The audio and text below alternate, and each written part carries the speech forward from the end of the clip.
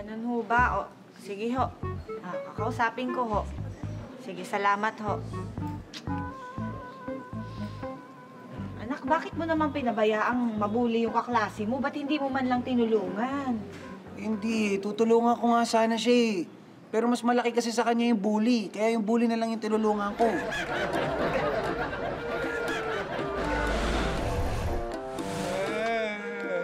Tahan na. Anak, bakit mo hinayaang mabully itong kapatid mo? Sana isinumbong mo man lang sa teacher niyo. Paano ko po isusumbong? Pati yung teacher namin binubuli din.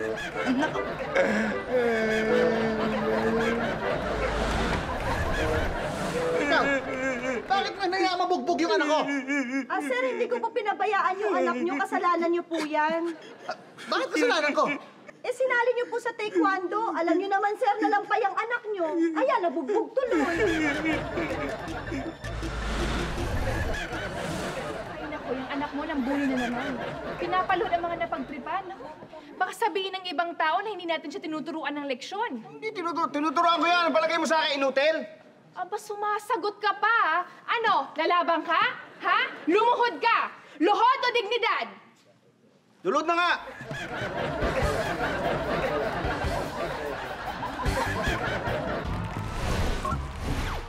Inday, halika nga rito.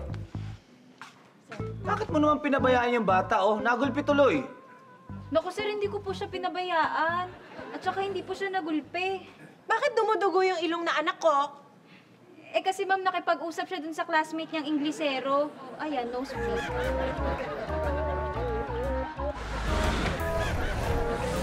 Nako, etong anak mo. Viral na viral yung video sa Facebook ng babuli ng kaklase. Ayan o, siya yan o. Nasaan ang magaling mong anak, ha?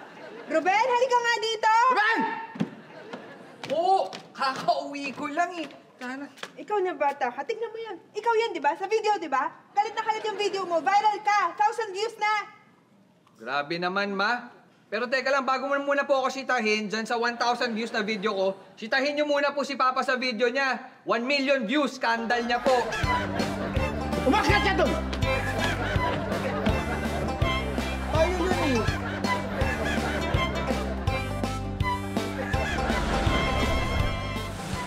Ganun ho ba? O sige ho. Pag-uusapan po namin ng mister ko.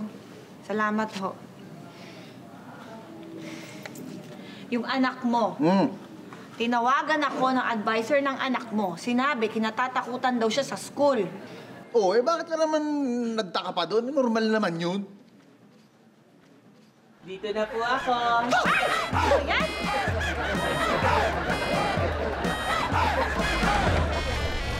Ano? Ay nako, pagsabihan mo tong anak mo, nang bugbog na naman sa school, ginulpi daw niya yung kaklase niyang si Edward. Pagsabihan mo nga. Teka, ba't ko pagsasabihan yan? Maganda nga nalaman natin na hindi bakla ito anak mo. Oh, matapang, nambubugbog, macho. Ha? Ba't ginulpi mo yung Edward, ha? Daddy, ayaw magpakis.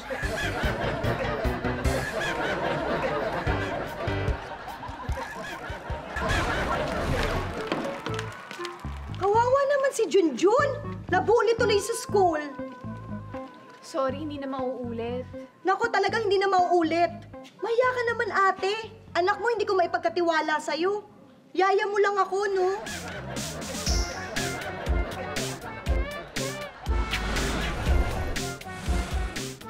Uy, Berto! Pumunta ka na ba dun sa karatistang nambuli sa anak mo? Oo, nagpunta na. Ayaw makipag-ayos eh. Bakit hindi ka pa dumiretso sa school? Doon ka magreklamo nang matanggal sa school yung bully na yan. Paano ako pupunta? Hindi pa nga magaling yung mga pasa ko. Halika, tumuloy muna nga kayo. Halika. Anong sabi ninyo? Aling Berna, binubuli po kami ng anak nyo. Ganun ba? Diyos ko, kawawa naman kayo. Ang dami niyong pasa. Asan ba siya? Ano siya? Ma! Pa, tulungan mo ako, ma! Sila ba? Sila! Ayaw pala kayo. Bugbog, Berna! Naku, etong anak mo, binubuli sa school. Binubuli? Sino nang bubuli sa'yo, ha? Grade 4 po, Daddy. Pambihira naman. Grade 4, high school ka na? Grade 4 ang nambubuli sa'yo? Repeater po siya eh. Ayan na po siya, Daddy! Hoy! Daddy! Di ba tayo tapos? Hoy! Ano? Ha? Mag-sorry ka! Mag-sorry ka! I'm sorry! I'm sorry! I'm sorry! I'm sorry! Lord! Welcome to Happy Thought.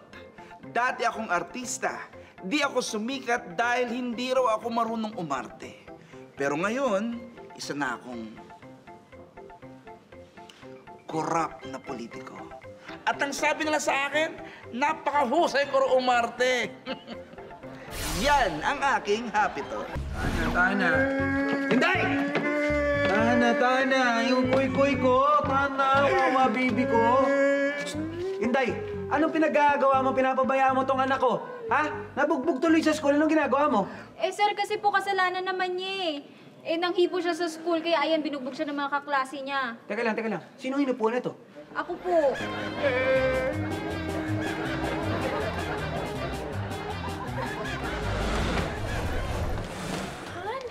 Han, nabuli yata yung anak natin sa school. Oh, paano mo naman nasabi yan? Nakita ko si puro pasa yung nasa muka't katawan. Hindi na bully yun. Ha? Anong nangyari dun? Nahuli nung girlfriend niya na bababae. Ayun, binugbog. Kang OA.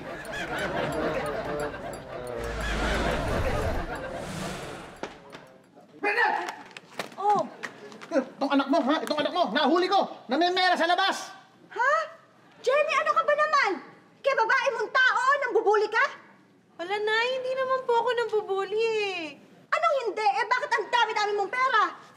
Naibinigay yan sa akin ng mga lalaki doon. Pagkabigay nila ng pera, sasayawan ko sila. Talaga? Dona.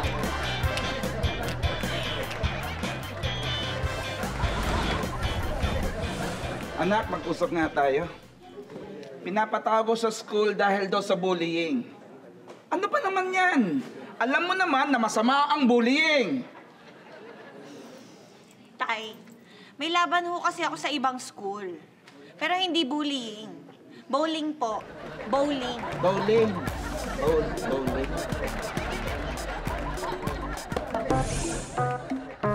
Sa totoo lang, kaya nagkaroon ng Porsche yung athlete ay dahil hirap akong i-pronounce ang letrang et.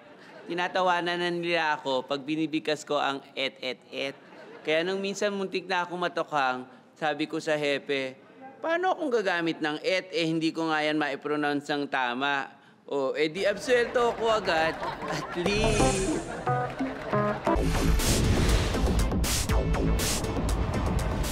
Magandang gabi. Ako si Piaya Arcangel at ito ang Sundot Balita. Nagbukas na ang inaabangang mall sa Cubao, ang Traingonga. Kakaiba ang Traingonga dahil walang shops at restaurant dito. Ang laman ng Traingonga ay mga upuan lang at magagandang CR na pwedeng babuyin ng mga tao. Itinayo ang Traingonga para sa mga taong wala namang bibilhin at gusto lamang magpalamig. Ang Traingonga ay hindi lang para sa mga walang pera, kundi para sa lahat ng mga magugulang na tambay. At yan ang latest sa Sundot Balita. Magandang gabi. Ma! Anak! Inagaw po yung baon ko. Hala, pambubuli yun eh. Anong ginawa mo? Lumaban ka ba? Ha? Hindi po. Siyempre, binigay ko po. Bakit hindi ka lumaban eh? Anong ginawa niya? Isang buong araw po siyang nasa CR eh. Kasi yung baon ko nga po pala, 3 araw nang nasa bag ko.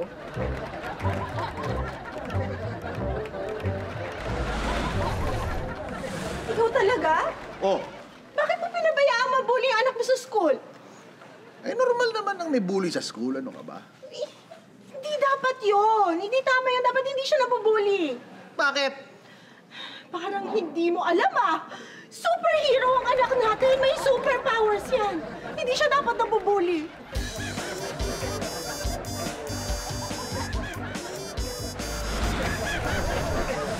Pedro, mag-usap nga tayo. Oh. Bakit tinayaan mo mabuli sa school tong anak natin? Kaya mo na. Para siya naman maging bida. At paano siya magiging bida doon? Eh di ba yung mga bida sa pelikula nagpapatalo muna sa una? Ano lang?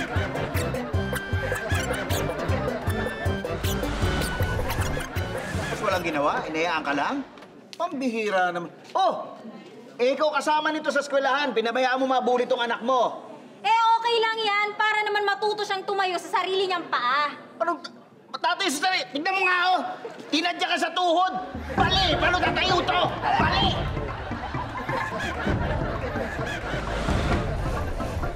Tay! Tay! Sir! Nagbubulig daw sa school si Junior at ikaw daw may kasalanan. Ay siya! Opo, sir. Eh, paano nangyari yun? Ay siya, sir. Nagsumbong sa akin yan si Junior. May nananakot daw sa kanya sa school. Kaya ang ginawa ko, sir, tinuruan ko magbalisong. Ayan, sir. Siya na yung nananakot ngayon sa school. Ay siya, kagaling na bata. Very good yan, ha?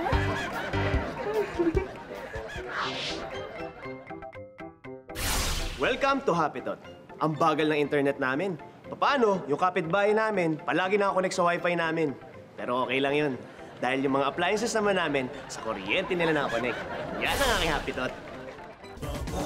Grabe! Exciting talaga yung mga eksena. At dahil hindi kayo bumibitiw, may sorpresa kami sa inyo. Punta lang kayo sa aming website.